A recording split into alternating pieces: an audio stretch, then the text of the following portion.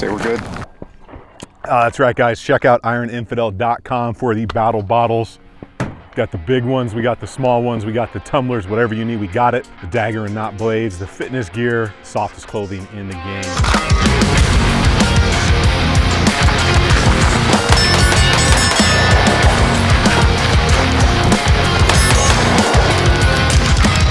So today we are back to talk about the Vortex Defenders. Now they've been out a couple years at this point, and it's time to report back on would I actually carry these things on a duty pistol, having tested probably 7 of them from all the different size offerings they have, the standard to the CCW for a concealed carry setup, and then the big XL version, which is really set up for competition style stuff. Ooh, shit. That thing's fast. Probably got 7 of these, like I said. I've drop tested the tar out of a few of them. This is one of them right here. You can see how beat to death the hood is, and we'll roll in some close-up footage for you, but are they a viable option for law enforcement or hard use? So a quick disclaimer, I do have a relationship with some people over at Vortex for my personal YouTube channel. That is Tactical Considerations. Here on Iron Infidel, I am just hired help. I help the team out here make some content for their channel. But over at TC, they have sent several of these optics in. I have beat some of these things halfway to death, but the fact that I get an optic or something from a company is in no way going to change on my opinion or testing process of whether these things are viable for hard use or duty use. I just wanted you guys to know that. When it comes to the testing of these, not only have I fired several thousand rounds on some of these things, but I've also done plenty of drop testing, like on this one right here. You can see it's banged up and I got no problem dropping that thing all over the place. None of them have been damaged. None of them have lost 0. But bear in mind, if you take a pistol with an optic on it and you drop it from 6 feet onto concrete, every optic system is going to break and give way at some point. And can that happen out there in the real world? Yes. Gravity is not generally your friend in law enforcement when you drop something or trip or fall or whatever.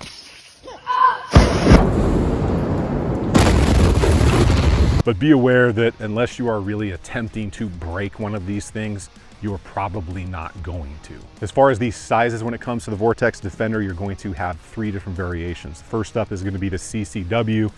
Obviously, it's much smaller than larger sized optics. It's an RMSC cut, so that's pretty much the standard that most smaller pistols are cut for these days. You're gonna have a decent window. You're gonna have activation buttons on both sides, top loading battery, so no need to take it off and re-zero each time. They're all going to have this little kind of racking surface texture on the front. And you're also gonna get all of the modern coatings and all that anti-reflective and hydrophobic stuff on the glass that you're gonna want. And it's gonna have minimal glass distortion with the aspherical lenses in there and minimal discoloration. That's a big thing because some glass and some optics really do have a lot of distortion and a ton of different hue, whether it's red or blue or greenish or whatever. So that is minimal when it comes to all of the Defenders across the line.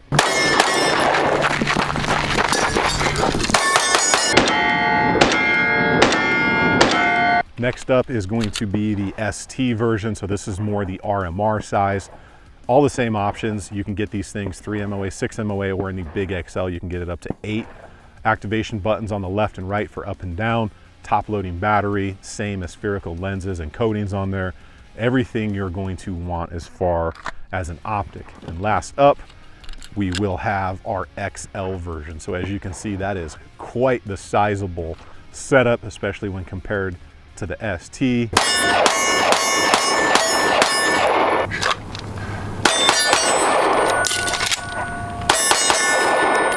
Or as you can see, there is a big size difference between the CCW and the Defender XL right there. This one is slightly different. It is top loaded and everything like that, but there's a little release gate for the battery on there. But all of the rest of the options are pretty much going to be the same as far as the glass, shock rating, all that good stuff in there. The larger ones are going to have about 25,000 hours-ish of battery life, so that's well over a year. I'm telling you guys right now, just replace your battery every year because batteries suck right now. I've had batteries go dead on pretty much every optic I own in a matter of months.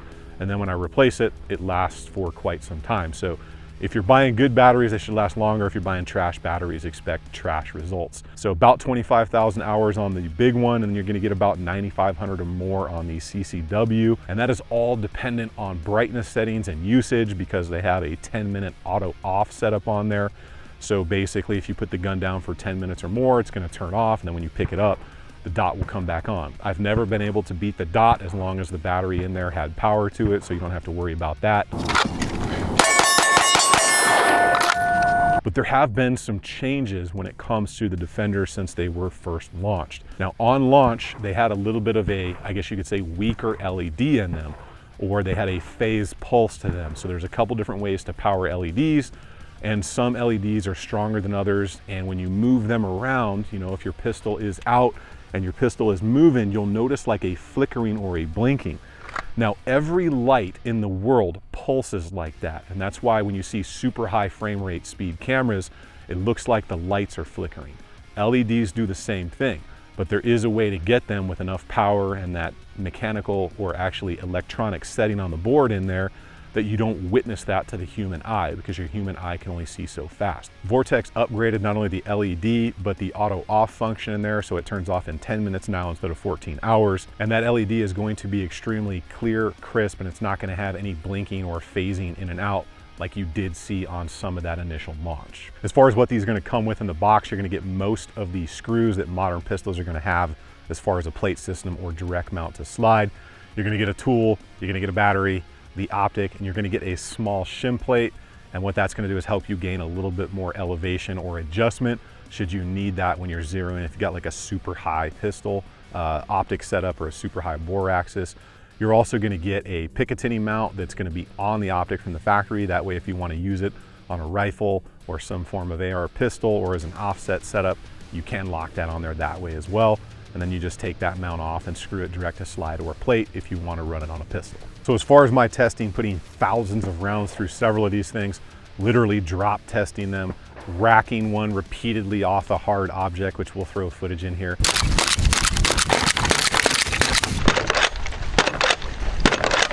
They seem to be very durable at this point. Are there optics out there that are more durable? Absolutely. Are there optics out there that are far less durable? 100%. But at this point, having done the drop testing I've done, the firing schedule that I've put on as many of these that I own,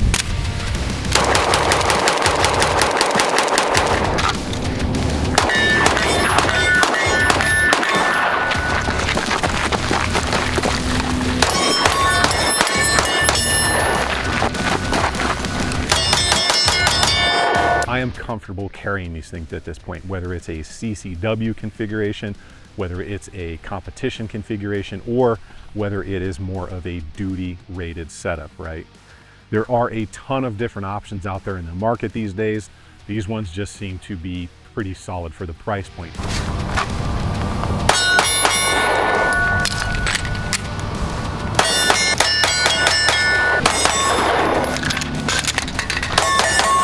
They're gonna come around right about that like $249 to $399, depending on whether you want the smaller one all the way up to the XL. They're gonna give you everything you need right in the box.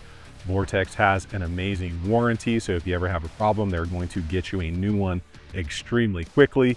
And not every company is as easy to work with when it comes to a warranty issue as Vortex is. Now, would there be any holdbacks for people out there? Because the price point seems good, the durability seems good, the overall quality of the optic is good, the warranty is there. There is a couple of different things you need to take into account when buying an optic. When it comes to the ST and the XL, these are the Delta Point Pro footprint. And then, as I said, when it comes to the CCW, it is RMSC. So you need to understand the availability of either optics plates for your setup or direct to slide. Some people prefer one footprint over another, but you need to be aware that if your pistol's cut for a different optic footprint, you're either gonna need a conversion plate or you're gonna need to do something else like have it milled to work with the Delta Point Pro footprint. And that is something that some people either love or hate when it comes to a mounting footprint. So at this point, am I comfortable carrying them? 100%. In all capacities at this point, from competition, concealed carry to duty. You guys have seen this Shadow Systems pistol on the channel a bunch, and this is the same optic that's been on there for thousands and thousands of rounds.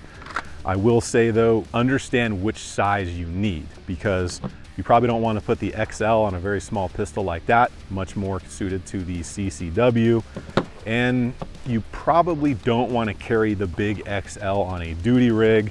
It is a larger footprint, as you can see there, but this big one may not work with every single holster out there, especially when it comes to a duty holster, right?